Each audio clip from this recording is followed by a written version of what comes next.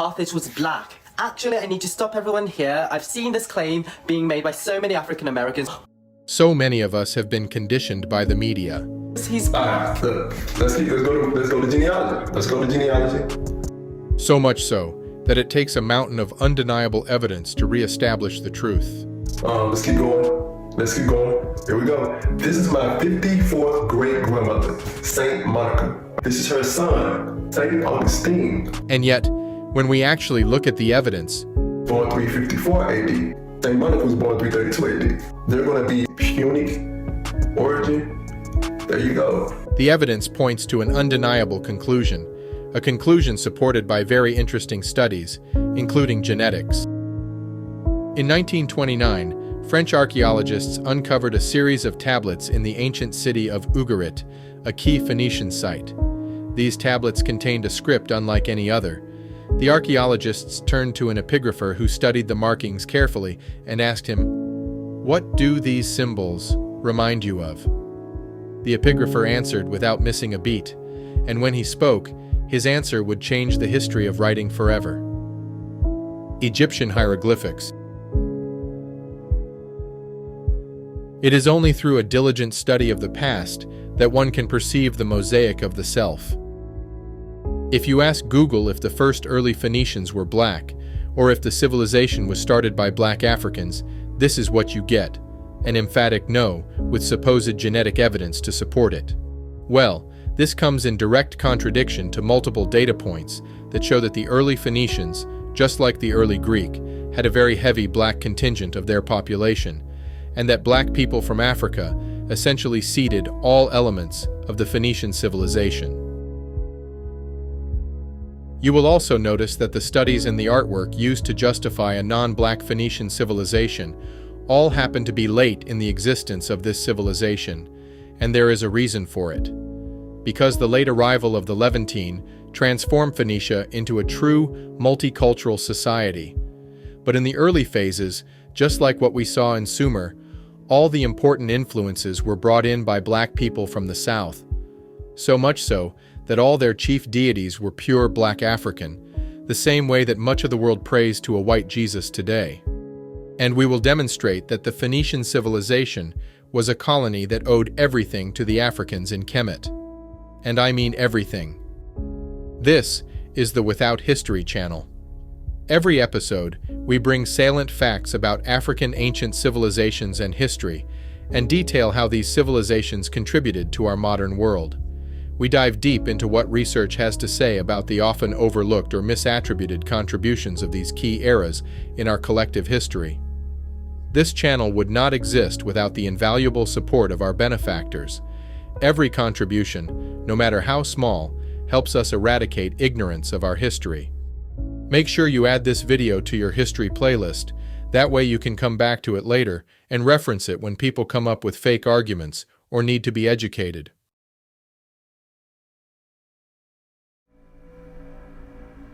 If, as they say, black people had nothing to do with the Phoenician civilization, why then are the early inhabitants of the region, the Natufians? Why are they black? Why is it that their writing is a direct derivative of black African writing? Why is it that the early Phoenician art was black? The numbers they used, the technology they had, even the religion and their gods were all black. That is because there is a simple explanation for it. And it is that those who kick-started the Phoenician civilization, those who brought in all the elements of the civilization, were black. We have already covered in multiple prior videos the evidence of the Natufians being black, the early inhabitants of the region. We have also covered the studies and the research from multiple authors that show how the early Sumerians were clearly black. So that means that the region was clearly inhabited by non-Neanderthal Africans from 9000 BC at the end of the Holocene to 4000 BC, the beginning of the Sumerian civilization. So it should come as no surprise when we find evidence of black people in the first periods of Phoenicia. Evidence like this: sarcophagus of Eshmunazar II, now in the Louvre Museum. The sarcophagus of Eshmunazar II is a 6th century BC sarcophagus unearthed in 1855 in the grounds of an ancient necropolis southeast of the city of Sidon in modern-day Lebanon. that contained the body of Eshmunazar II, Phoenician king of Sidon. Sidon was one of the major cities of Phoenicia, considered by many as the capital or the center of its empire. The sarcophagus was one of only 3 ancient Egyptian sarcophagi found outside Egypt. And as you can see from his features, he cannot be mistaken as anything other than a black man. The sarcophagus has 2 sets of Phoenician inscriptions, one on its lid and a partial copy of it on the sarcophagus trough, around the curvature of the head. The lid inscription was of great significance upon its discovery, as it was the first Phoenician language inscription to be discovered in Phoenicia proper and the most detailed Phoenician text ever found anywhere up to that point. There is other evidence too, even though the skin colors have been tempered with, as we have seen before on many restored Nubio-Kemetic artifacts. Here we see the mural found in the tomb of Sebek-hotep. Sebek-hotep was an important treasury official in the reign of Thutmose IV, circa 1400 to 1390 BC, bearing the title Overseer of the Seal, in effect the Minister of Finance. Oh, by the way, here are the images of Thutmose IV. I'll let you decide what ethnicity he is from the images that he himself commissioned. Sebek-hotep was the son of Min, who had held the same title in Thutmose III's reign. It is likely that Sebek-hotep was mayor of the Fayum region before attaining his highest title in Thebes.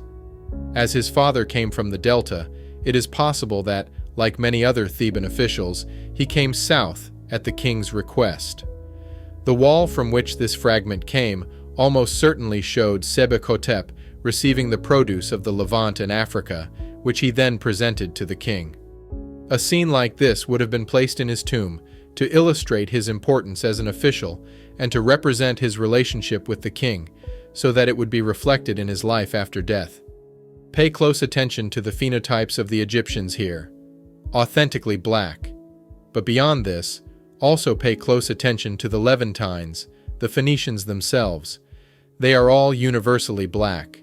You can see dreadlocks on the first person, full afro on the majority, and dolichocephaly on all of them. With their incredible navigation skills and technology, the Phoenicians set out outposts throughout the Mediterranean, in Sicily, in Libya, in Carthage, modern-day Tunisia, all the way to Morocco. But this bust found in Cadiz, Spain, which dates back to 1200 BC, clearly shows the makeup of the Phoenician colonists at the time. You can see that it is unmistakably black, down to the lips, nose, and haircut. I really like the precision and detail on these carvings. They speak to the technical and artistic skill that the Phoenicians possessed. These 2 busts now reside in the Cadiz Museum in Spain, along with multiple other Phoenician artifacts. But when you search for the Cadiz, Spain Phoenician archaeological items, you are often presented with these 2 sarcophagi. As you can see, their features are distinctly European.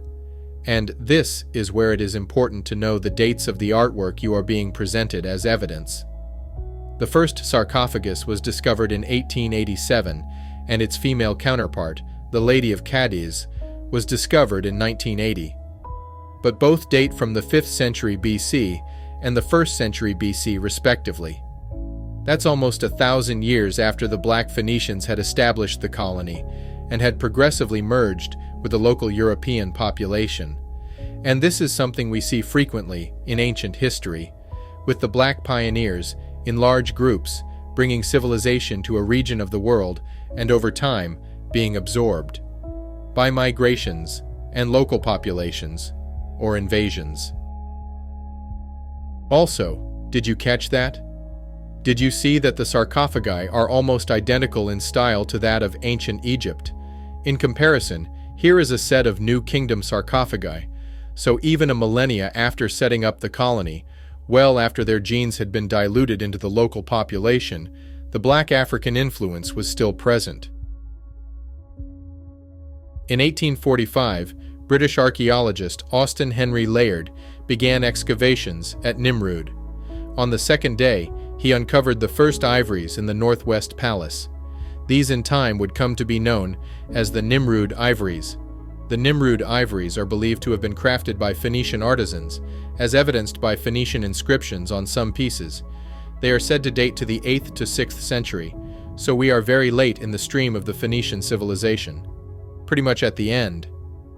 There are so many pieces that depict clearly phenotypically black people, like this feline feasting on a man. Clearly a black African with full complement of afro, luscious lips, and subnasal prognathism. Or again, this ivory carving of this young lady. You will notice here too that both the nose and the lips are missing, a pattern of historical vandalism that somehow only seems to happen all too frequently to artifacts showing clearly black people. But the piece that is most telling for me is this one, the two Egyptian men holding a lotus flower. The iconography here is completely African, and the symbolism is completely Nubio-Kemetic. Look at their hair, their lips, their eyes, and limb proportions. All of it is unmistakable. But I am sure many of you have not seen this piece before, nor have you heard it in association with the Assyrian and Phoenician Empire. The lotus flower was a potent symbol in ancient Egypt, representing creation, rebirth, and the cycle of life, due to its daily blooming and closing with the sun. The act of holding the lotus together could reflect harmony and collaboration. The lotus flower's association with the sun and its daily emergence from water makes it a symbol of renewal. Such a depiction could represent an offering to a deity or an act of worship, as flowers were common offerings in temples. If one was to put this piece into proper context, it would clearly illustrate what happened in the region. That the Africans from the Nubio-Kemetic civilization complex brought technology that caused a physical and symbolic rebirth in the region, leading to a land that was now operating in collaboration with that of Egypt, Kemet. But it is not just in the art that we see that the Phoenicians were a colony of the black Africans. In this next section, we will see that it goes much deeper, directly to one of the most important elements of what makes a civilization.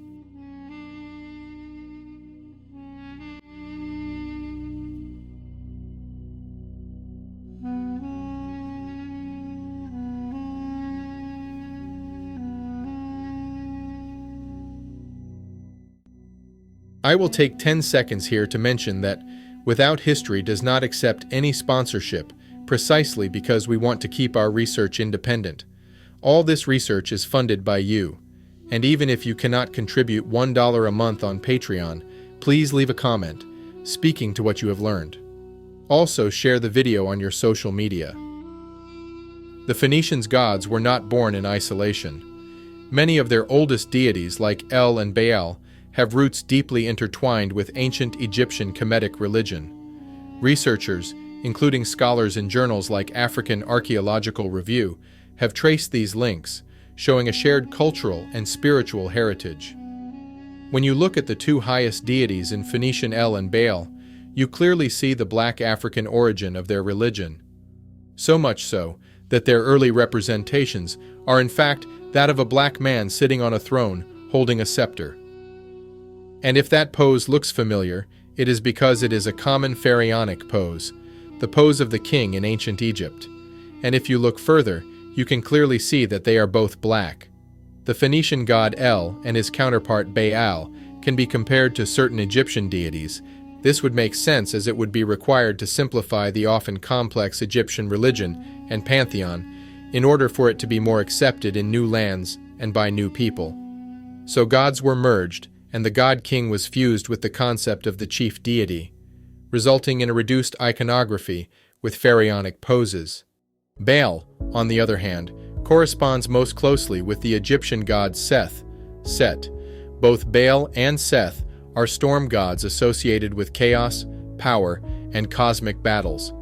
Baal's role as a warrior deity who fights Yam, the sea god, mirrors Seth's battle against Apep, Apophis, the serpent of chaos. Additionally, both deities are tied to fertility and the life-giving aspects of storms and rains, essential for agriculture. In certain contexts, Baal's attributes of renewal and rulership also overlap with a moon, particularly when viewed as a protector of prosperity. So, you are probably asking yourself, if black people had nothing to do with the Phoenician civilization, why then were their gods black?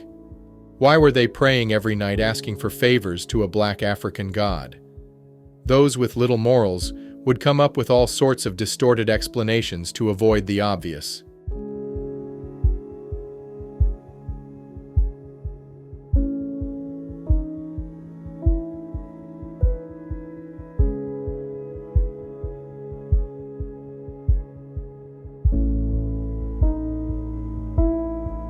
One of the main reasons much of the Phoenician writings did not survive is because the majority of their writing was done on papyrus. Well, papyrus happens to be the medium of choice of the Egyptians for 3,000 years. This adds evidence to the fact that Kemet gave everything to Phoenicia. The alphabet that we use today, and that we call Roman letters, really came from Romans, who inherited it from the Etruscans, who themselves inherited it from the Greeks. And the Greeks took it directly from the Phoenicians. Historian Jack Goody affirmed in his book, The Logic of Writing and the Organization of Society, that, quote, "The invention of writing is often regarded as the hallmark of civilization because it enables the transmission of complex ideas, the administration of society, and the preservation of culture across generations." And you can see it in this table. In the second column, after the Roman letters, you can see the hieroglyphics forms. Then, in the adjacent column, you can see the hieratic form. The Kemetu developed hieratic over time in order to write faster and to allow the masses to have a way to write. Hieroglyphics was for the initiated and the high class. It was time-consuming to write and required a scribe. So for everyday transactions that did not involve the pharaoh or official court business, hieratic was used. And just like with the complex Egyptian religion, it was the simpler form of its writing that was propagated to other regions. In the third column, you can finally see the Phoenician equivalent. If you look at the letter D, which started in hieroglyphics as a hand, it morphed into a semicircular triangle in hieratic, and then morphed into its triangular version in Phoenician. It was later on drawn as just a triangle into the Greek version, and ultimately into the D that we know in its Roman equivalent. Similarly, the letter F started as a viper or a horned snake. It is still somewhat recognizable in hieratic. And in the Phoenician and Greek alphabet, it is pretty much identical to the African hieratic form, before it was formalized into the F that we know today. Same thing with the letter M. Started as an owl in hieroglyphics. N represented water for the Africans before the Phoenicians adopted it. The Phoenicians, according to the Greek historian Strabon, were the best arithmeticians in the world. No doubt that their commercial activity explains this fact. Like nearby civilizations, they didn't know the zero. This is how the Phoenicians would write the numbers 80 and the number 9 or the number 10. These would seem strange until you realize that they are an adaptation of the Kemetic hieroglyphic form, where decimals are repeated, causing large numbers to be very long. The Phoenicians reduced the complexity of this system by grouping tens into 20s, but this didn't go far enough. But make no mistake, the origin is definitely from the Nubio-Kemetic civilization, which essentially has the same format. And here too, we see that official sources are not to be trusted, as they mention that the Phoenician number system has some mysterious source. When looked at, one realizes that Phoenician numbers are Egyptian numbers with influence from another black civilization, the Sumerians. In fact, all this isn't new and has been known by historians since the 18th century. Having deciphered Palmyrene in 1754 and Phoenician in 1758, Abbé Jean-Jacques Barthélemy directed his attention toward Egyptian hieroglyphs, and he wrote his conclusion into a paper called General Reflections on the Relations between the Egyptian, Phoenician, and Greek languages, mainly that Phoenician is a derivative of ancient Egyptian Kemetic language. He believed in the Egyptian colonization and civilizing of Greece, and maintained that it is impossible that in this exchange of ideas and goods, the Egyptian language did not participate in the formation of Greek. So why is it that after 250 years, this fact is not well known?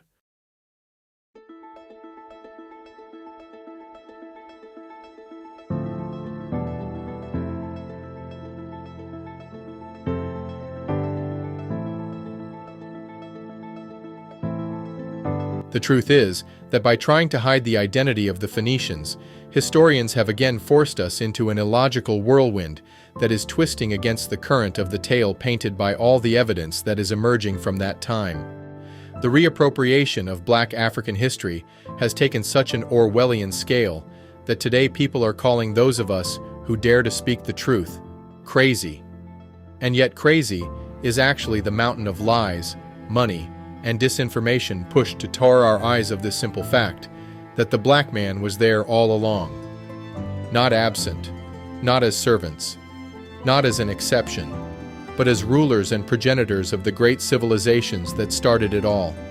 From Nubia to Kemet, to the Natufians, to Sumer and Phoenicia, who eventually went to Africa to create the great Carthage. It was the black pioneers of the Bronze Age to whom we owe the very letters and the very vocabulary that we enjoy today.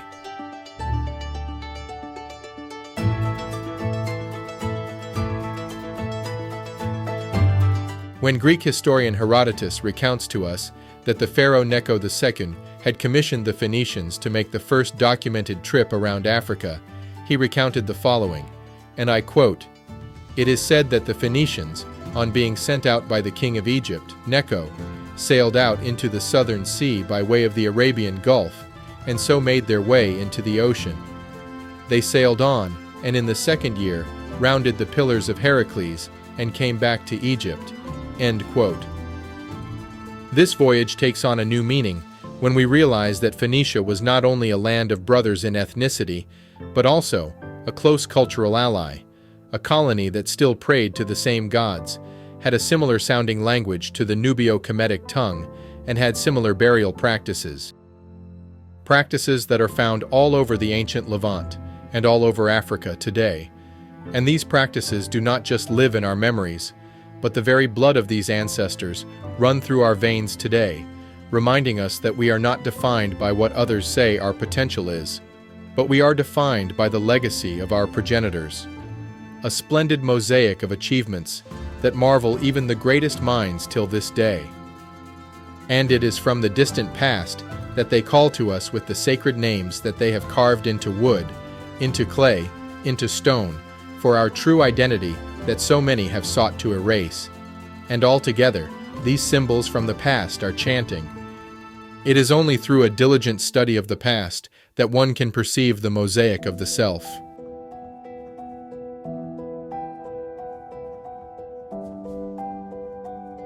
Look at you. I caught you. You haven't even clicked the like button nor left a comment yet. I won't even mention those who haven't subscribed yet. At least redeem yourself and share this video with your loved ones.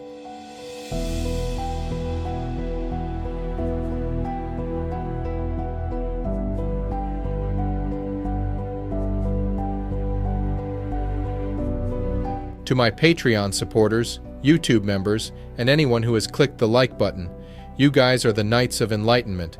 You all deserve the title of Initiates, the High Priest of the city of Kish, protectors of Eshmunazar II of Sidon, great sorcerers to the hero Utnapishtim, counselors of Shabaka, priest of the Sumerian High Altar, cavalry of the great general Hannibal Barca, the rope that holds the Phoenician sailboats steady. I salute you all.